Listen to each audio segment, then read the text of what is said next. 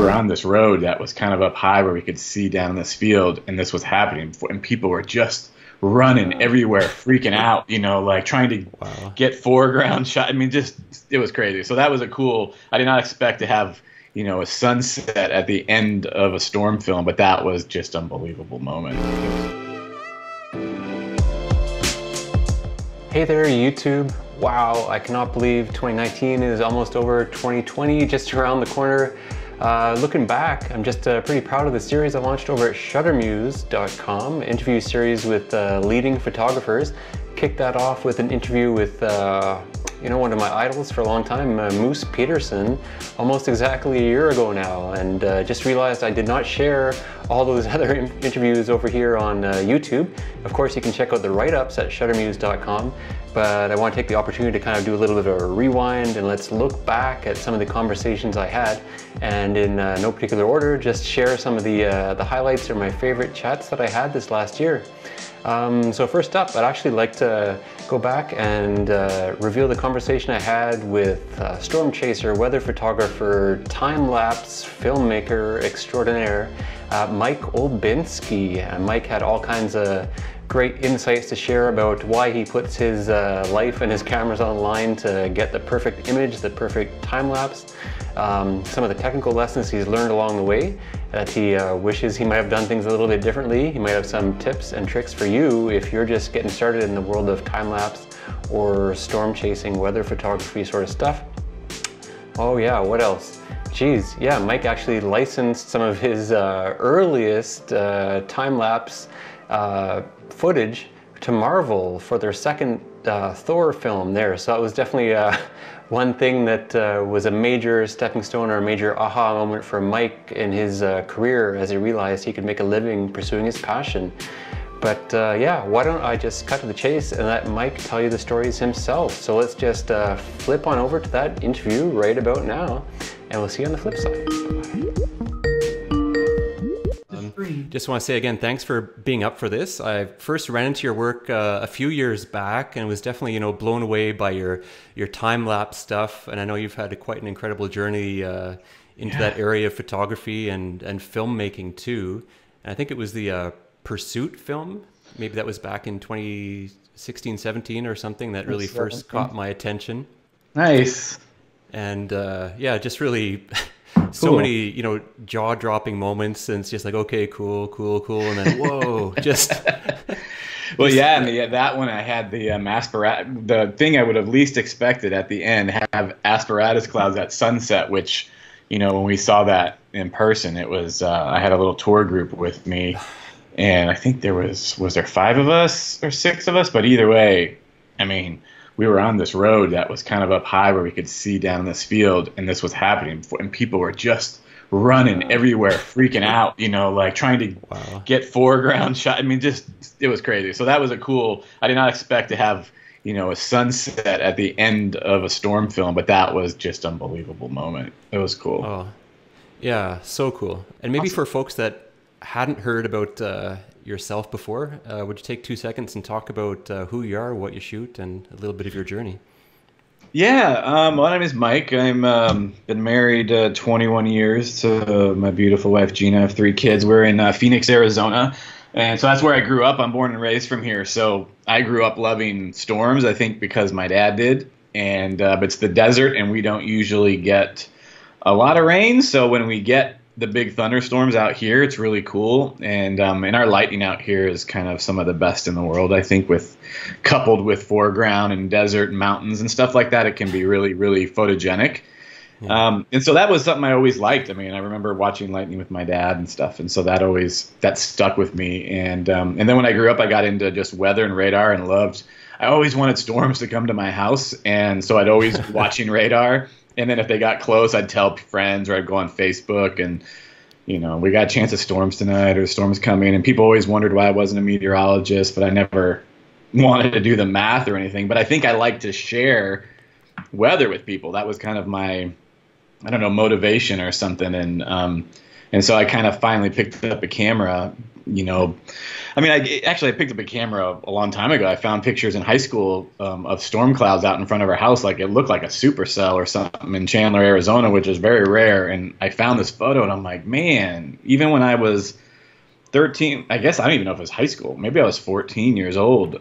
And I couldn't help but run outside and take a picture of a storm cloud even then. But it wasn't anything I even realized till like about 10 years ago that I wanted to start photographing lightning, for real. Like I got to try to figure out how to do this. And one of my Facebook memories just popped up last week, which is was 10 years ago last week that my Canon Rebel XSI was arriving. It was my first DSLR. So oh yeah, I'm like, man, it's been like almost exactly 10 years. So I picked up a camera and got into, storm photography. And then that quickly got into time-lapsing a couple years after I got into that, and I caught a big dust storm in 2011 that went viral, and it was a huge moment. I mean, first off, it was a big deal because went viral, and people started licensing it, so it woke my eyes up to holy crap, people pay money for this stuff. I didn't even know, and also I do it for free, so I kind of just started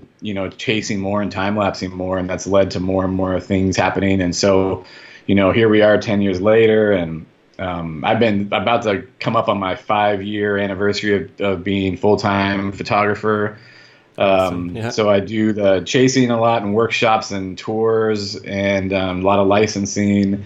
And I also shoot weddings and family photography on the side. Right now I'm right in the midst of family photos kicking off this week for the next month, and a few weddings coming up too. So kind of helps. It actually was the way I kind of went full time, was started with weddings, and the storm chasing slowly caught up. So okay, cool. Yeah, I thought for a second there you caught my my cheat sheet from my notes here, because you ran right through a couple of awesome talking points there. No, yeah, we can go back. No, that's perfect. But I mean, I think just that question there too, that I think a lot of people who might be reading or watching think, wow, that's amazing, you can make a living shooting stuff that you just said you're going to do it anyways. Right. I think a lot of people would just dream about that. And so maybe if you'd speak a little bit more about how do you pay the bills with your passion? Well, yeah, I mean, it's really, sometimes it can be, it's like anything, that you love something so much and you start doing it for a living, and then it can end up being draining and like exhausting and stuff like that. But I have those highs and lows where, I'm tired and I'm like, man, I don't know if I want to go chase right now, but then once I get out there and I'm doing it, I'm like, okay, I obviously still love this, I'm drive to the ends of the earth for a storm.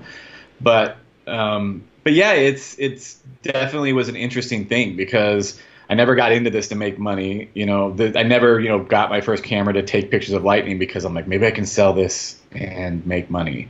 It was just, I want to do this. I want to shoot pictures and I want to share them. And then that dust storm thing kind of woke, like I said, woke me up, and I'm like, this is something that I love doing so much, and I can just go out and take, shoot time lapses of storms, and then maybe people are going to license more stuff, not just this dust storm, maybe something else. So that's what, the next few years I just kept going out every chance I could get. I started going out to the plains to chase supercells and tornadoes. In 2013, I got another time-lapse, or I got my first ever supercell on time-lapse that I saw in person. I mean, it brought tears to my eyes. It was the most incredible thing I'd ever seen. And then I posted that a week later, and that went viral. It was even more than the first one. It was like #1 video on Vimeo in 2013, and it was my first Vimeo staff pick, and it was mind-blowing. And that was, again, something that people wanted to license and still license to this day. And it ended up in the second Thor movie. So what it did was, again, it was like all that stuff was cool. Of course, things like going viral and all that stuff is wonderful. But it was like, okay, this solidifies what I'm doing. This solidifies me telling my wife, like, I'm going to go out for 3 to 5 days and chase storms, and take off work to go do this. And then it started paying for, the trips or whatever. So it solidified that I was doing what I was meant to do. And then from there, especially from 2013 on, it just started growing. I think that trip was 3 days on the plains, and we got lucky to get this supercell.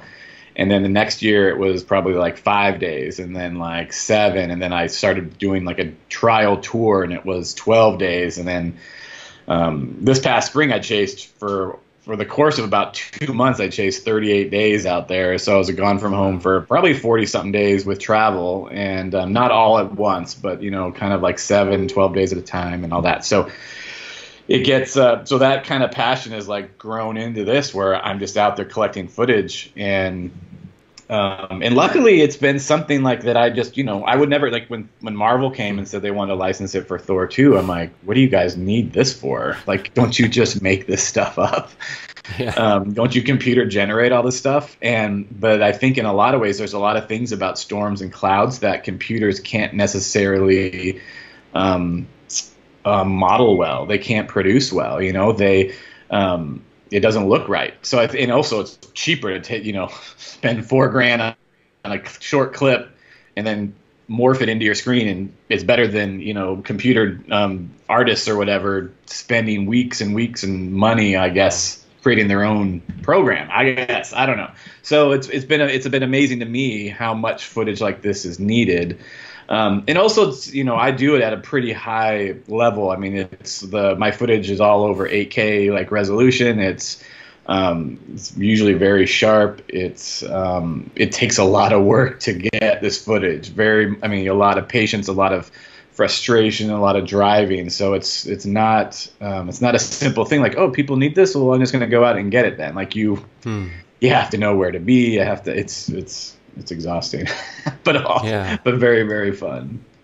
Yeah, definitely lots of work goes into it there, and it is reassuring when you're talking about that Thor example there too, that, you know, practical photography or whatever you want to call it is still can't be beat in a lot of cases. Yeah, no, it's absolutely right. Yeah. So many different things come up just from what you're talking about there. But maybe for folks who have, you know, just kind of, you know, kicked the tires on time lapse or use some of the automatic modes or settings in their camera, like I'd rather these conversations not get stuck on technical stuff. But right. I mean, you know, in terms of making that leap from stills to, you know, motion pictures or, right. you know, short films and stuff, how daunting is that, or how did you make that leap? I mean, it was just slowly, you know, it was, you know, that dust storm time lapse was like my 3rd ever time lapse. I started my first one the day before. And so it was like, I mean, incredibly lucky that but I didn't know what I was doing. You know, the first one I go from shooting, I think the dust storm is coming in and it's moving fast, and I'm doing like 5-second intervals in AV mode in JPEG. And I don't think it was completely in focus, or it was shaky because it was getting windy. I don't know, but it wasn't anywhere close to the quality I could do today. But luckily it didn't matter at that time because it was so cool. But so it was a very slow process of learning, okay, that was the wrong way to do it. I need to not do JPEG, you know, I need to do RAW. So I need to, you know, so it was this process. In 2013, when I shot that Supercell, went viral. It was, you know, been licensed forever. I shot it in like RAW 1 on my like 5D Mark II I had at the time. So it was borderline 4K, just over 4K, because I was like, I don't want to fill up my memory cards because I don't have a ton of them. So I had to shoot a little smaller than full RAW. Now I'm like major regrets that I, you know, didn't shoot that at 5,600 pixels wide or whatever. And I mean, it wasn't a big deal. I mean, there was an IMAX like licensing deal for something. They wanted it for an IMAX movie, like a clip, and they're like, it's just a little too small. If it had been a little more, it would have been acceptable. And I was like, okay, I can't do that anymore. It has to be full RAW. And so then I eventually went to the Canon 5DSR that shoot 50 megapixels. So now, you know, it's like they're 8,600 pixels wide or whatever it is. Like 8.5K or something resolution. So they're very, it could work on an IMAX. It can work on almost anything. So, you know, the whole process has been learning, like, what do I need to do right? What do I need to do better? You know, how do I edit this better? Oh my gosh, I have flicker. How do I get rid of that? What's the steps to get rid of that? Oh, I got to watch for dust spots all the time. I got to keep my camera clean so I don't have to work on fixing those in post later because they're a pain in the butt. You know, color and all that stuff. I am always been really good at self-teaching. You know, you learn everything on my own. I don't take too many, you know, I find stuff on the internet to kind of show me, okay, now I know how to do this part. but then, I kind of teach myself a lot of it. So it's pretty daunting. If you just pick it up and go, you're going to just, it's going to take you years to get it honed and to get it right. And then you realize my shutter, might need to be replaced because I'm taking tons of photos. I'm running out of disk space because you're taking tons of photos. I mean, you need better lenses because they're not sharp enough. It's just, it's a pretty overwhelming task. The cool part about time lapsing, though, especially with a DSLR, I can shoot these videos and they're 8K resolution. I don't have to spend like 65 grand on a Red Epic 8K, whatever those cameras are, to shoot 8K footage. Those are real expensive cameras. Now that video would be really good, and I would love one of those someday. But but it's nice to be able to kind of do it slightly on the cheap with a DSLR and some lenses. So. Yeah, exactly. So yeah, just to be clear, again, a little technical thing for the readers too. I guess like a lot of these cameras nowadays, you've got that mode where you can just like set it and forget it for time lapse, or pick your intervals and all that. But you're kind of always doing that manually to make sure you're getting the best quality and best. Yeah, I don't like. I shoot everything in manual. I know that, and I shoot with Canon, so I'm kind of just stuck in my Canon world of time lapsing. I have a friend named Martin Heck who's an amazing time lapser, and he uses Sony like A7R3s, and he can put that camera in AV mode, and the metering is so good that it'll do like a day to night kind of time lapse all on its own and actually be pretty smooth the whole way through. Where Canon, the metering is not as good, and it would be like flickery and not look right. So if I was on Sony doing that full time, I might be doing things a little different than I am now. But as I am now using Canon, I do everything in manual. I don't use the internal intervalometers. I don't like those because storm chasing is a run and gun, fly by the seat of your pants kind of time lapsing. So the fact that I set my camera up and have to go into the menu and click and find the interval and hit start or whatever, I'd rather I have my intervalometers always attached, external ones always attached to my camera, set it up, click start, and it goes. Especially, I'm almost always at 1 or 2 second intervals because I'm shooting fast for a lot of like the crazy storms. So it's always at 1 second. So I literally set up, focus, and hit play and go instead of having to go into the menu and stuff. Or if I'm shooting lightning at night and I need to stop for 1 second, because I'm doing long exposures, I can actually stop it with the intervalometer, do something, and then make it go again, adjust the shutter speed. And I don't even know in like internal intervalometer if you can adjust shutter and all that kind of stuff. But I know you can't stop it that quick and start it up again. So I still like the old school manual way of doing it. And then you take all those frames and put them together in post later. Yeah. No, very cool. Yeah, thank you for that little technical mini walkthrough there too. You mentioned shooting that 1 second because things are happening quickly, and I think I watched another interview of yours or something. You talked a little bit about that relationship with time with these storms and how, I don't know if you would just talk a little bit about that. I know with like stills we're kind of like freezing a moment, and with time lapse it's like we're stretching or accelerating that. What are your thoughts on the magic you're doing? Well, yeah, I mean, the cool thing about like with storms and clouds and stuff with, and that's why I got into time lapse in the first place, is seeing them move really fast is just fascinating. To watch a cloud like erupt vertically, you're like, oh my gosh, I'm looking at this in person and I can't see that.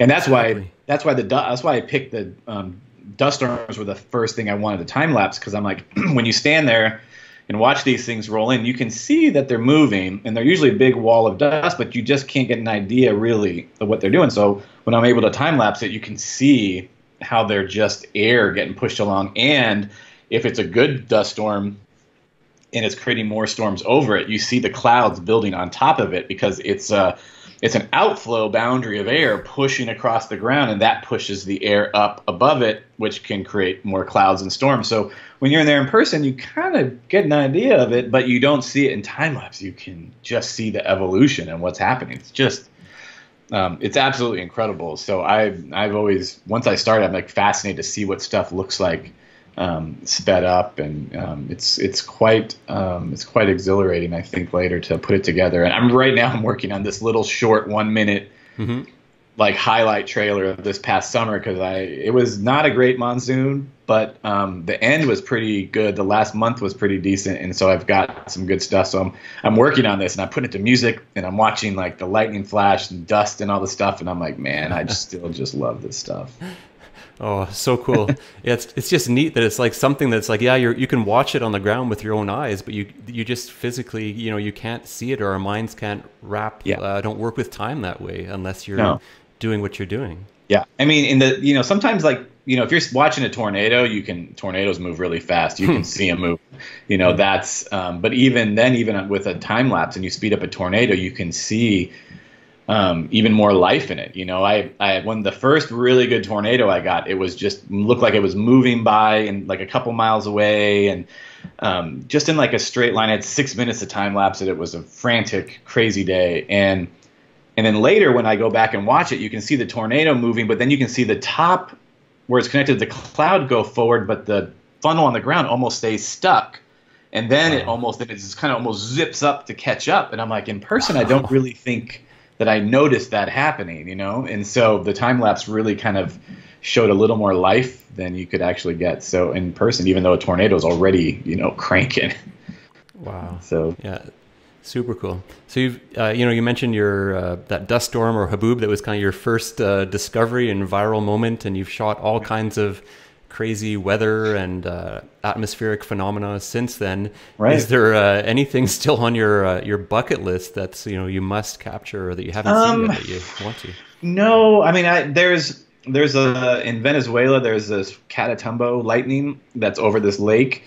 And I'd like to go there someday and spend like 5 days and time lapse everything and see what I can get there. But relations with Venezuela are not good with the U.S. right now, so pretty much can't go. I'd like to go do that someday. But there's always, my standards go up every year, and that's become a little bit of a problem because I put out this other film called Vorticity 2 this past summer or whatever. I did it, and it took me 2 years to get footage for it because everything that wasn't that great that I used to like is now boring to me. So I want everything to be even more incredible, like colors and structure and all the stuff. So it took me 2 years to get that. And so my standards are so high now that basically when I'm going out, I don't know that I have like, well, I still want to capture this, but it's like I want to capture everything better. And so this last film I did, I felt like I had some of the best structure I had ever gotten. I had got some good tornadoes in it, and so I felt pretty good about it. But the next couple of years, I'm like, I still like have a dream shot of, just a wide open, slow moving tornado in front of me. That's, something that I can time lapse for maybe like 10 to 15 minutes. That's not moving very fast. And I'm in the right, perfect place for it. And getting a tornado and time lapsing it, and it's slow moving in the right, perfect place out of the rain. I mean, it's just like, feels like winning the lottery or something. So I still have a goal of getting that and better structure and stuff, but we'll see what happens. Oh yeah. Yeah. Very cool. So obviously, quite well, just from your self-study and all that, like what you're looking at and all that. For people who are just like, don't know necessarily all the different forms of storms and this inflow and outflow and all that stuff, and the vortexes and how they're forming.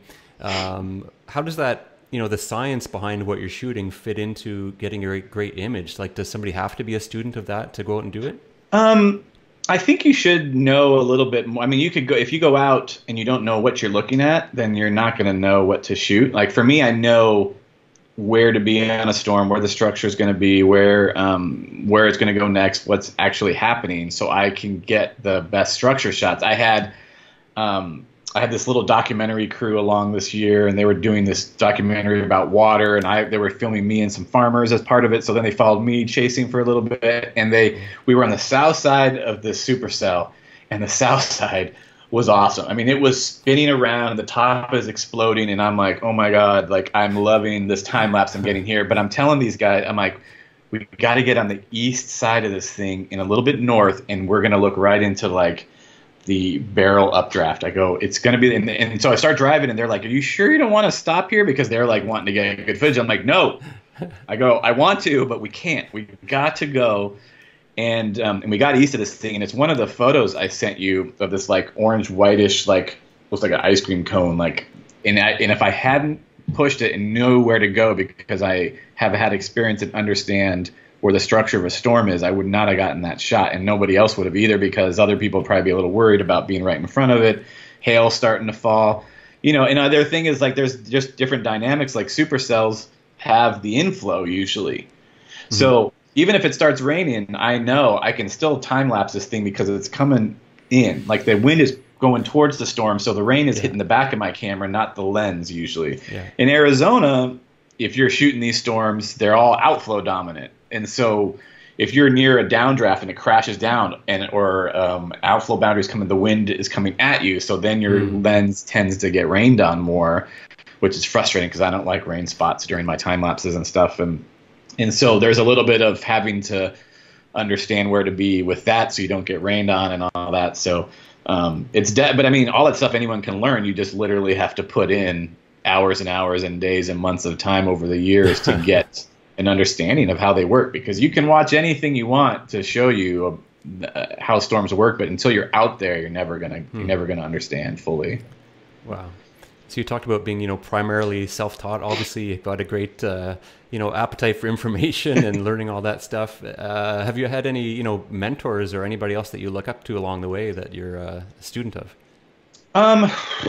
There's not many. There's not many like storm people that do what I do. Like, there's not anyone that is there's like, I can count like 4 or 5 guys on my hand that chase storms like maybe to the same kind of level I do, maybe not to the fullest, and that time lapse them and put out these films. There's just not many. I mean, I have a friend in Texas named James. We talk all the time about it, but he can only chase when he can chase on the weekends or sometimes during the week, but he can't go far and wide, so he can't, do the same thing. And another friend is not doing it as much. Another guy kind of sticks to like Wyoming, and my other friend Dustin lives here. He's been doing more, but he's also out there tracking super slow-mo lightning on his Phantom Flex, which I'm jealous about, but I don't have $140,000 for a camera. So I don't know, like in my field, that I've like had someone that has been up there that I'm like, oh, I want to get to their level doing this, because there really hasn't been too many people, I guess, that have been doing this thing. So, but one of my inspirational photographers was Mitch Dobrowner, that I saw years ago. He would chase with Roger Hill, the storm chaser legend, and Mitch would do these almost infrared looking black and white storm photos, and they were just magnificent. And it kind of got me thinking more artistically about my photography, and I would start doing a little more black and white than I used to. And I really like the specific images that look good in black and white. And so he was kind of an inspiration, just photography wise. And there's guys like Zach Schnepp and Ryan Dyer that are landscape photographers, and their editing styles have been very inspirational to me for the still side. I think the time-lapse side, I think I've been, I have friends that do it, Martin Heck and Dustin Farrell and Nicholas Wegner and all this stuff. And so they're all like kind of, colleagues that do it, and we're all kind of doing it at the same time. And, but I don't think there's been something where I'm like, man, I need to be this guy up here doing this storm chasing, stuff. But, for the time-lapse world. And there's obviously, there's like Reed Timmer, who is a storm chaser. I saw him on Discovery Channel. That's how I learned that people chase storms to begin with. I'm like, oh my God, there's people out there doing this. I don't have to just stick around home. I can go out. And this other guy, Pecos Hank, just does really cool storm videos of him narrating them and being out in nature and shooting lightning. And, so they don't do what I do, but they're kind of all like inspirational, like storm, like chasers in general. So I look up to those guys. Oh, yeah, very cool. And obviously, you're keeping the heat on yourself too to surpass your own standards every year. So that's pretty cool. Yeah, it's that's what I was alluding to before, that it took me like 2 years to make the last one. And when I put that out, I think I got that done and almost put it out, and then the monsoon was starting this year, and man, I did not want to chase. I was like, I'm like, should I just get a day job? Like all this.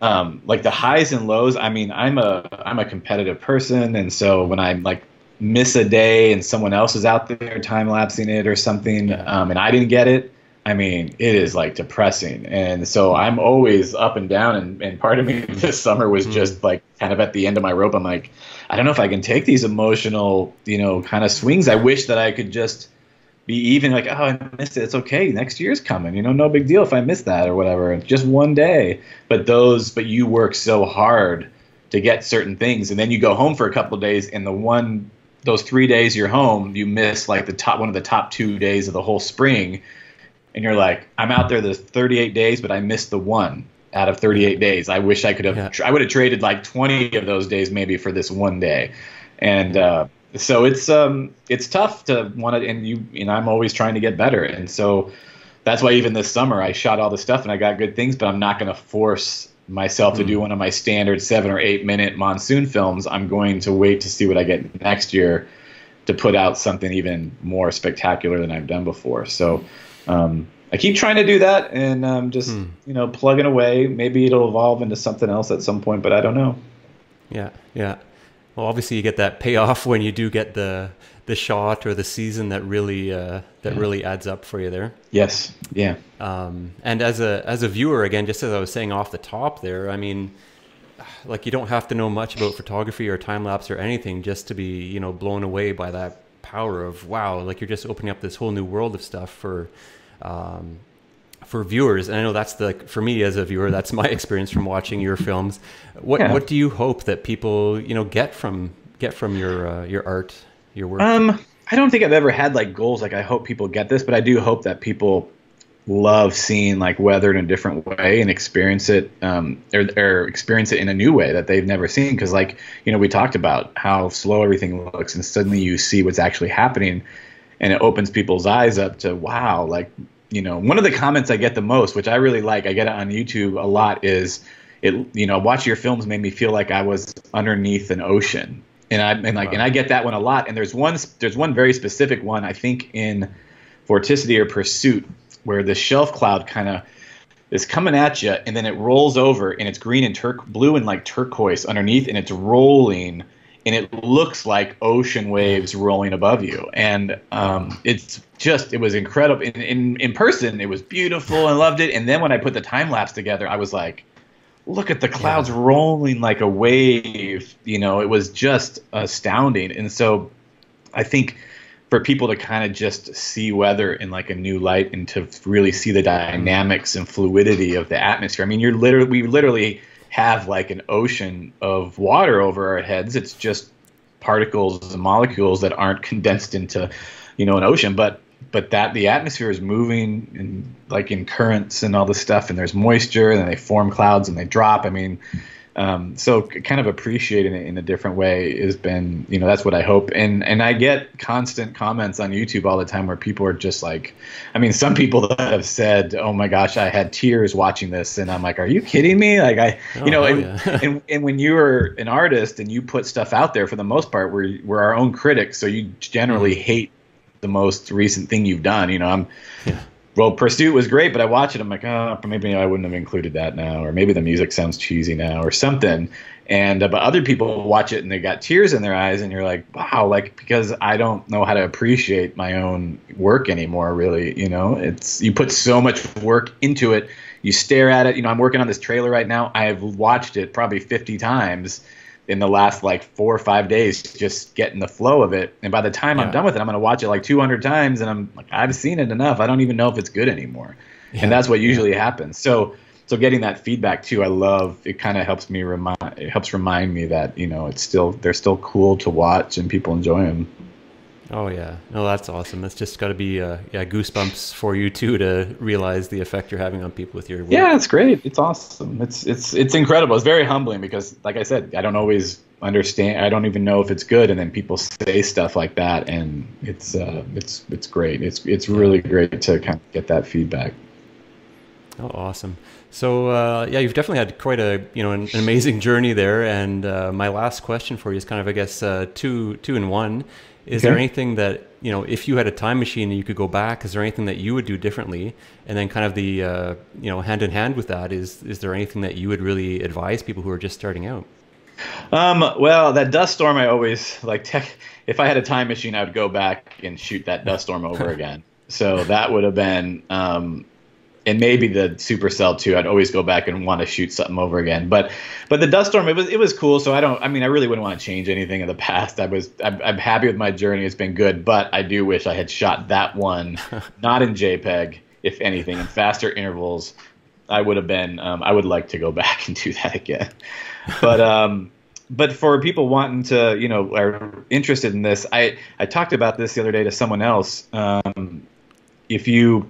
I only attribute like my success to this to freaking crazy passion and almost like kind of borderline an addiction to this stuff. Yeah. Like it's not something that you're going to get really good at if you're just like, well, I'm gonna go out on the weekend. I don't care if I miss anything. Like you have to it's my whole life. And so that's where the emotional ties become rough, because when I miss stuff, it's like almost a personal like depression to me for missing something, even though I knew it couldn't even be there.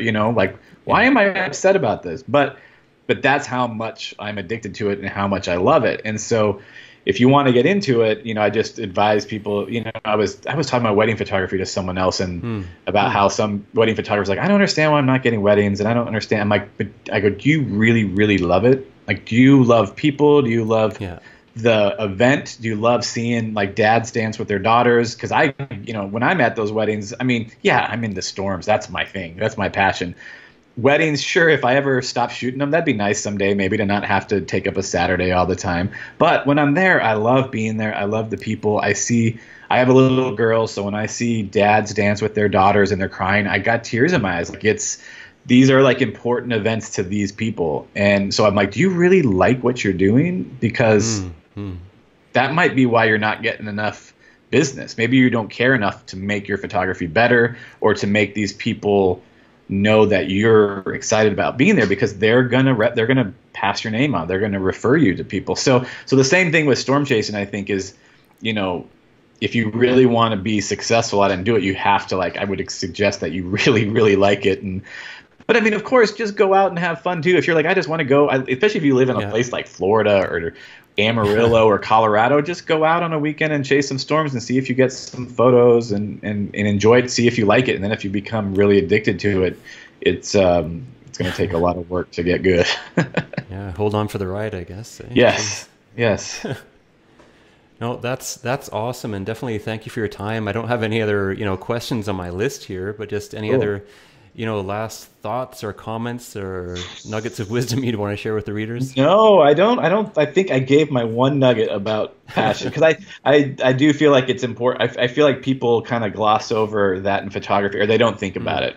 They think, I take pretty photos. Why aren't I getting more business? And I think just like anything in life, you really have to. Photography is art and interaction with people and nature and stuff. And I think you have to love it to show that love through your photos. And I think that's it. If you're going to get into storm chasing, just be prepared to fail miserably. That's my only advice. Shooting lightning sucks. I'm so good. Not so good. I didn't mean it that way. I have so many lightning photos, and I'm so good at getting on storms and getting lightning photos, and I still have them out of focus and blown out, and I get angry. So even someone who's been shooting it for 10 years, it's hard. And so that's, you want to go out and shoot lightning, you want to try it, you're going to get out of focus shots, and it's going to be tough. So you're going to fail miserably, because storms and weather just do whatever they want. And it can be super duper exhilarating, rewarding, and also incredibly frustrating. Oh, that's great advice for folks, just to not beat yourself up if you're not getting that viral shot on day one or your first chase. Or Oh yeah. Although I'll beat myself up all day, even though I tell you not to. Damn. That's the way it goes. Yeah, well, definitely awesome. Thank you so much for your time here. Don't want to take up any more of your day there for you. I'll let you get back to it, and definitely look forward to seeing your latest short when it's out there. Awesome, man. Well, thanks for having me, and cool. That sounds good, Matt. All right, awesome, dude. Mike. Great to meet you. Have a good one. You too. Bye-bye. All right, yeah, bye-bye. All right. Hey there, folks. Welcome to the outro for the video here. I hope you really enjoyed that conversation with Mike Olbinski, storm chaser and time-lapse photographer. Definitely extraordinaire. I think fits the bill for him. He's found a way to build his career around his passion of chasing extreme weather, and yeah, really built a niche where he's kind of one amongst one. He's doesn't have too many peers out there in the field, that's for sure. So Mike had so many little nuggets of wisdom there. I'm going to make sure to add the link for that Shutter Muse interview. You can go back and read that up and check out more stuff from Mike. I'll include a few links in the notes here too for some of Mike's viral moments there, and definitely go check those out if you haven't seen his work. It's definitely mind-blowing, mind-expanding stuff. So awesome. It's a unique way of seeing nature and the natural world around us, that's for sure. Let's see, if you made it this far in the video, I want to say thank you very much. Seriously, if you made it this far, I think we'll get along. I'd love it if you hit that like button, if you hit subscribe too, and don't forget to hit that little bell button too, so you get notifications when I post a new video. In 2020, I'm really looking forward to sharing more of these Shutter Muse behind the scenes conversations, I promise. And what you can also look forward to is I'm a Nikon professional and I've got access to their entire arsenal of lenses.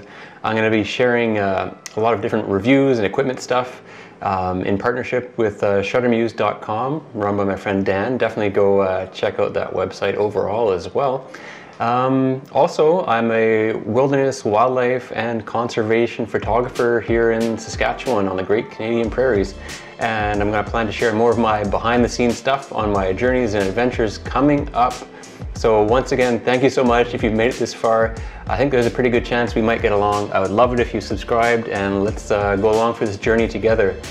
Thank you so much, and we'll see you on the flip side once again. Over and out. Yeah, storm chasers don't shower or do anything anyway, so that sounds about right.